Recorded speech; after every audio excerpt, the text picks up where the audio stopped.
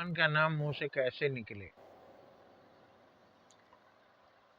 अगर संभव ही नहीं है मुंह से बोलने का, तो फिर भगवान श्री कृष्ण ने स्वयं कहा गीता में,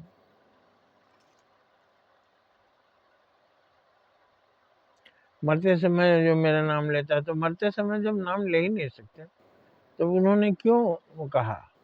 इसका मतलब कोई तरीका है? जीवन है, जब आदमी मर जाता है तो क्या चीज निकल जाता है? आंख रहती है, कान रहता है, मुंह रहता है, हाथ पैर रहता है, पर कुछ काम नहीं करता। एक चीज निकल जाता है, श्वास प्रश्वास। ये श्वास ही आत्मा है, ये श्वास ही प्राण है, ये श्वास ही परमात्मा है। इस श्वास में एक आवाज आती है, खींचते हैं सो, सांस निकालते हैं हम, सो हम, सो हम। ये सांस लेकर बार बार आप सुनिए इस नाम को, सो हम। तो ये चलता रहता है, अंत समय में भी चलता रहता है, और वही निकल जाता है तो ये सांस लेना बंद कर देता है। तो श्वास में ही नाम है, सोहंग। और उसको संधि विच्छेद कीजिए तो आएगा सह अहंग, वह मैं हूं।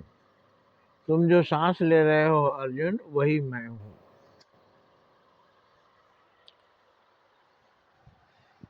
मैं शरीर में होता हूं तब दिखता हूं कि सांस चल रही है, शरीर से बाहर रहता हूं तो मुझे कोई नहीं देख सकता।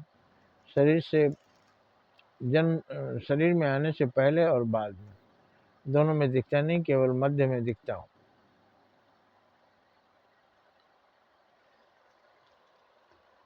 जब कोई जीव है, सांस ले रहा है, तो हम समझते हैं ये जीवित है, इसमें परमात्मा है, आत्मा है। पेड़ पौधे वनस्पति सब जब तक हरे भरे हैं, वो सांस ले रहे हैं, उसमें आत्मा है। तो इस सोहंग नाम को ही चाहे सोहंग ही जपिए, उसका मतलब समझ लीजिए कि वह मैं हूँ। तो आप उसको जपिए और उन्हीं को भगवान समझिए, उसी को आत्मा समझिए, उसी पर सवार हो जाइए। अब बहुत से लोग अलग नाम भी दे दिए हैं, ओम, ओम, हरि ओम।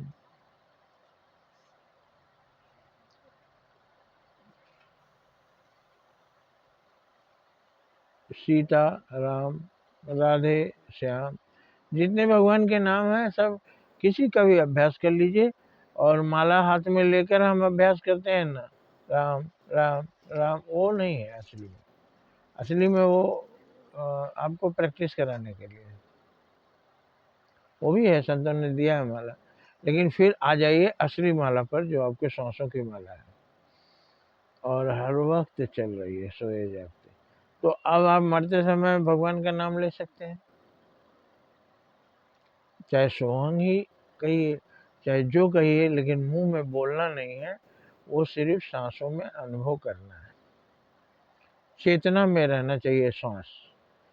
अब ठीक समझ लीजिए कि श्वास में ही चेतना रहनी चाहिए। चेतना है आप, श्वास है